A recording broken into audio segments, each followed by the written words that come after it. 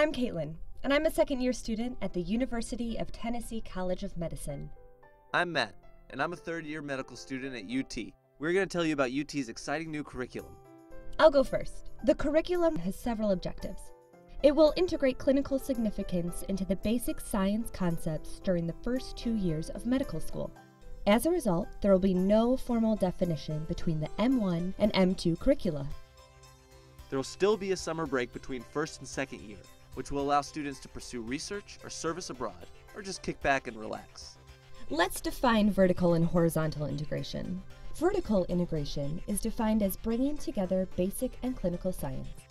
Horizontal integration is defined as bringing together disciplines, subjects, and topics.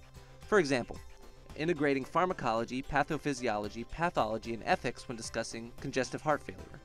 A major focus on the new curriculum will be to provide clinical experience and patient contact early in the first year of medical school. Furthermore, clinicians and basic scientists have worked together to create the new curriculum and will continue to teach the courses together. As a result, UT plans to develop a well-rounded physician that understands both the basic science processes of a disease and the clinical implications.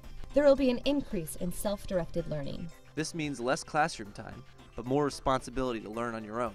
There will be more clinical opportunities as well, from the beginning of the medical education process. This will include simulated patients, as well as being in real clinical situations. Our College of Medicine is known for having excellent third and fourth year clinical experiences. Our first-time pass rate on the USMLE Step 1 is around 93%. Performance on Step 2 clinical skills is always around 96%. But back to the changes. The curriculum will begin with a foundation series that will include structural and molecular content. For example, anatomy and physiology in the first year, and pathology, diagnosis, and disease treatment in the second year. Also included will be learning about the issues of the healthcare workforce, new technologies, and medical practice and teamwork in patient care. We have a state-of-the-art clinical skills laboratory, which allows observers to evaluate clinical skills remotely with our new Beeline technology. Wow, where was that when I was a first-year medical student? Not to mention, our simulation center recently received a $3 million grant to improve on an already excellent campus-wide setup. It is a relief to be able to learn these practical skills on dummies and not having to learn on actual patients. Students use the simulation center all 4 years of medical school.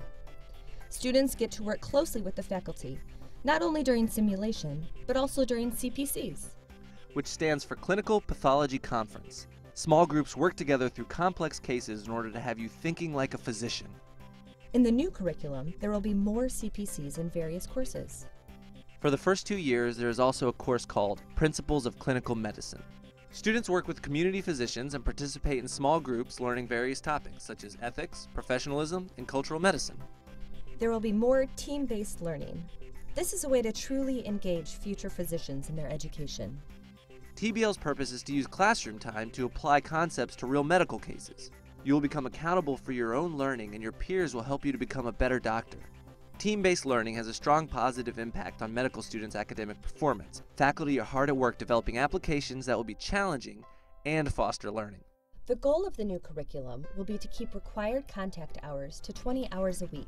Lectures and labs are reserved for only difficult concepts that need additional explanation, or excellent learning opportunities that can only be accomplished in a lab. From day one, you will be working to become comfortable with clinical situations.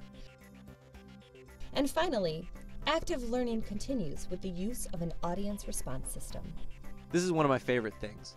We use it to test our knowledge base during lectures and to provide the faculty feedback on those lectures. But just a reminder before we close. Our College of Medicine has 3 campuses: Memphis, Knoxville, and Chattanooga. You can check out our student organizations on campus for recreation. Learn about Memphis, its heritage, as well as fun things to do around town. There are also service opportunities, both in the Memphis community and abroad. Student associations offer you many options, from tutoring students at a local school to working in Africa or South America. From its renowned trauma center to a brand new state-of-the-art pediatric center, the University of Tennessee has a lot of great things to offer. Picture yourself here. The University of Tennessee College of Medicine invites you to join us for your medical education. For more details, visit us on the web at www.uthsc.edu/medicine. See you next year.